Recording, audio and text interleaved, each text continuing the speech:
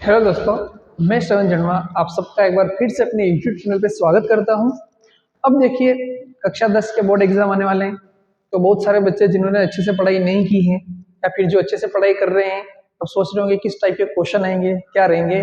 तो अभी हम क्या करेंगे, ये जो अपनी वीडियो की सीरीज आएगी इसमें क्या होगा, आपकी बुक में जितने भी एमसीक्यू क्वेश्चन बन सकते हैं अबसद वाले, वो सारे क्वेश्चन हम इस पूरे वीडियोज की सीरीज में हम सोल्व करेंगे। तो हम शुरू करेंगे पहले चैप्टर से, जिसका नाम है वास्तविक संख्या। तो देखिए, इसमें पहला क्वेश्चन क्या बोल रहा है, हम सारे अब सदा एमसीक्यू लेंगे। पहला क्वेश्चन है 26 और 51 का आपको निकालना एचसीएफ। इसने सिर्फ एचसीएफ पूछा है, मैं आपको एलसीएम भी बताऊंगा। तो हम क्या करेंगे, एचसीएफ कैसे निकालेंगे, पहले इन दोनों के हम कर लेंगे गुणनखंड। क्या करेंगे, गुणनखंड। देखिए 26 तो 26, सबसे पहले 26 का देखेंगे हम। तो 26 के अगर हम गुणनखंड करेंगे तो 26 सबसे पहले किसके पाड़े में आता है, 2 से हो जाएगा। कितनी बार होगा, 13 बार। और वापिस 13 किससे होगा, 13 से कितनी बार होगा, एक बार। अब 91 का करेंगे। अब 91 को करोगे तो 91 जो है 7 के पाड़े से होगा। कितनी बार होगा, 13 बार होगा। और वापिस 13 किससे हो जाएगा, 13 से कितनी बार हो जाएगा, एक बार हो जाएगा। अब आपको क्या निकालना है, एचसीएफ। तो देखो एचसीएफ कैसे निकालते हैं, एचसीएफ निकालना बहुत ईजी है।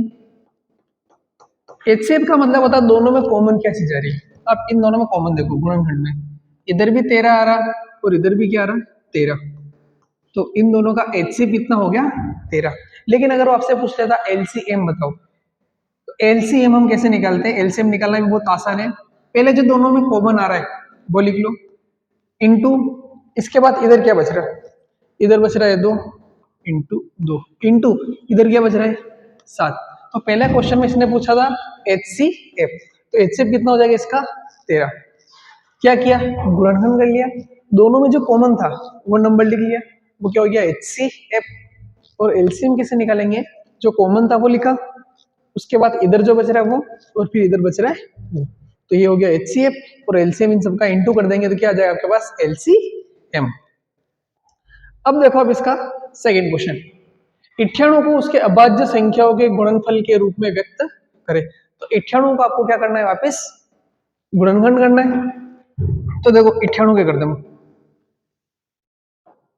98 देखो सबसे पहले किसके पारे से हो जाएगा, 2 से। कितनी बार हो जाएगा, 49 बार।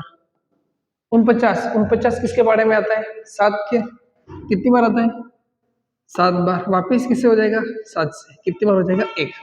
तो देखो क्या हो जाएगा, इधर क्या आ रहा है, 2 इंटू 7 इंटू 7। ये इसके क्या हो गए, 98 के क्या हो गए, गुणनखंड हो गए। अब आप इसमें देखोगे तो ये तो कहीं नहीं आ रहा, तो इसको हम ऐसे भी लिख सकते हैं वापिस, 2 इंटू 7 कितनी बार आ रहा है, 2 बार आ रहा, तो 7 का स्क्वायर।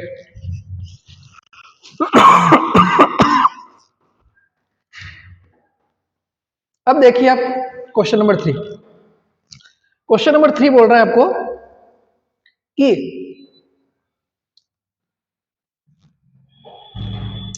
यदि 16 और y का एचसीएफ 8 है, 16 और y का एचसीएफ कितना है, 8, और एलसीएम जो है 16 और y का वो कितना है, 48। तो आपको क्या बताना है, y का मान बताना है। मतलब दो नंबर दे रखे हैं 16 और y, उनका इधर एचसीएफ दे रखा है, इधर दे रखा है एलसीएम, कितना दे रखा है, 48। तो आपको बताना y क्या होगा। तो देखो एक सूत्र है, इसमें वो काम में आएगा। क्या सूत्र है, मैं यहाँ पे लिख देता हूं। वो होता है संख्याओं का गुणन, फॉर्मूला लिख रहा हूं मैं, संख्याओं का गुणन बराबर एलसीएम इंटू एचसीएफ। देखो संख्या गुणन, इसमें संख्या क्या क्या है, 16 और y। तो 16 और y का इधर गुणा होगा, 16 इंटू वाई बराबर एलसीएम, एलसीएम कितना है, 48 इंटू एचसीएफ, एचसीएफ कितना है आप देखोगे तो 8। आपको y का मान निकालना है, तो क्या होगा, इधर 48 इंटू 8, और ये देखो 16 गुणा में है तो कहाँ आ जाएगा, 16 कहाँ जाएगा, इसके भाग में आ जाएगा। और 16 से 48 कितनी बार कटता है, 3 बार।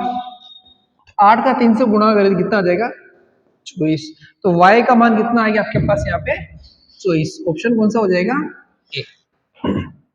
अब देखो इसके बाद आप क्वेश्चन नंबर 4, एक खेल मैदान के चारों ओर एक गोलाकार पथ है।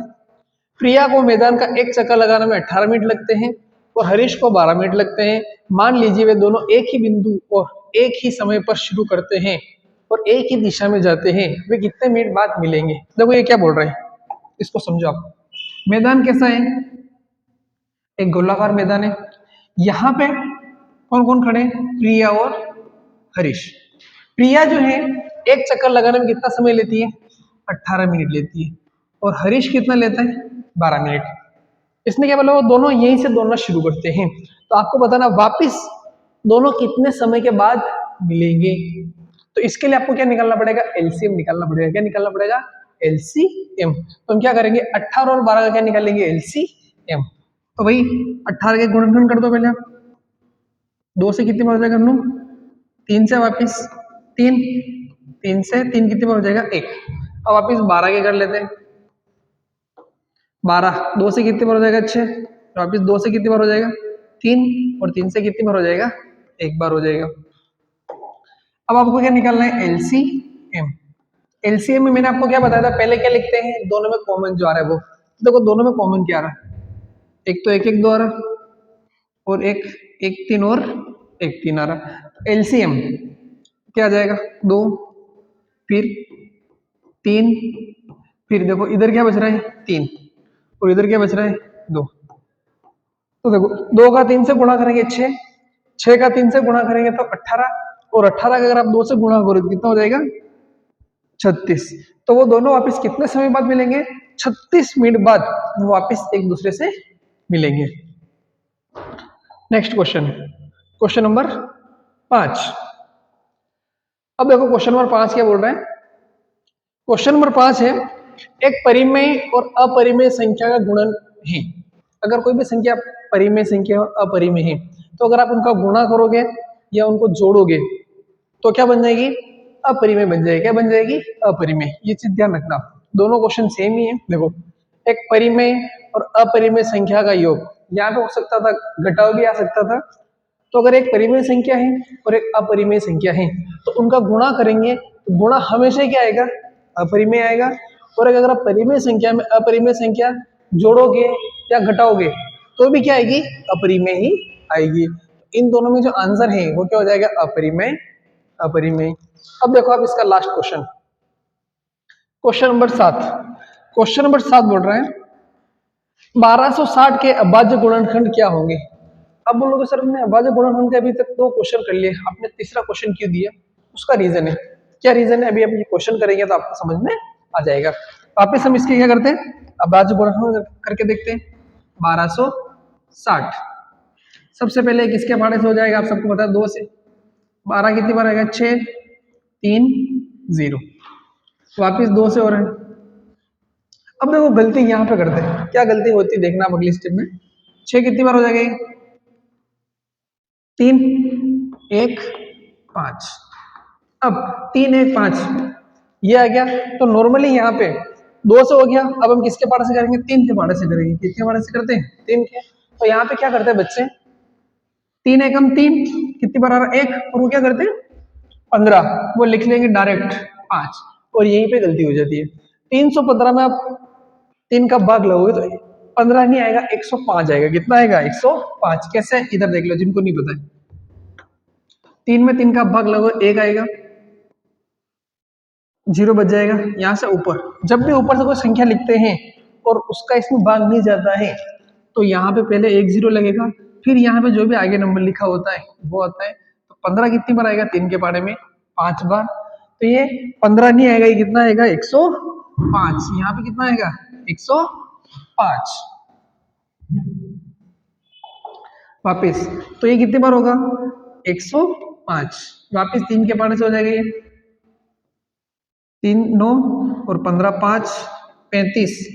5 के पाड़े से 7 तो कितनी बार हो जाएगा? ये 1 बार हो जाएगा। तो जो हमने इसके अभाज्य गुणनखंड किए 1260 के वो क्या हो गए? 2। कितनी बार आ रहे हैं? 2। 2 की घात कितनी हो जाएगी? 2। 3 कितनी बार आ रहे हैं? 2। 5 कितनी बार आ रहा है? 1। इंटू 7। तो ये किसके गुणनखंड हो गए? 1260 के अभाज्य गुणनखंड। अब इसी में हो सकता है एक थोड़ा सा एक्स्ट्रा चीज बता रहा हूँ आपको, एक चीज और वो पूछ सकता है। यहाँ पे क्या पूछ सकता था? 1260 के अभाज्य गुणनखंड की घातों का योग बताओ। क्या पूछ सकता था वो? 1260 के अभाज्य गुणनखंड की घातों का योग। तो देखो, अगर वो आपसे पूछ लेता घातों का योग, घातों का योग, तो घातों क्या हो जाती है यहाँ पे? दो, दो, इनकी घात कुछ नहीं है तो एक, एक, दो प्लस एक प्लस एक, तो घातों का योग कितना आ जाएगा? 6।